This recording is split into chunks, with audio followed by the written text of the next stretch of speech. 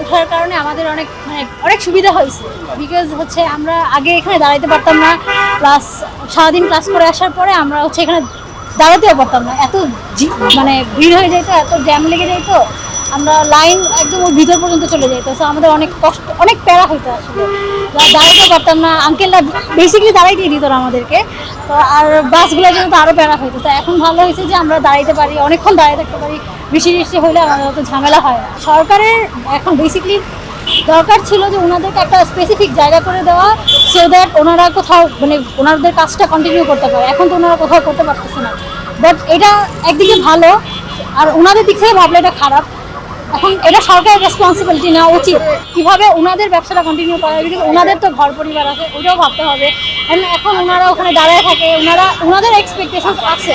তো সরকারের ভুল এটাই যে ওনাদের উচিত ছিল যে ওনাদেরকে বলা, প্লাস একটা স্পেসিফিক জায়গা করে দেওয়া, সো দ্যাট ওনাদের সময় নিয়ে ওখান থেকে যেতে পারতো। আমার যদি পার্সোনাল এক্সপিরিয়েন্স থেকে বলি, আমার রেগুলারই হচ্ছে মিরপুর থেকে নারায়ণগঞ্জ যাওয়া হয়, সো আমার এই রোডটা ইউজ করা হয়। তো দোকানের ওইখান দিয়ে গেলে প্রায় হচ্ছে আমার একটু অস্বাভাবিক সিচুয়েশন হচ্ছে ফেস করতে হয়।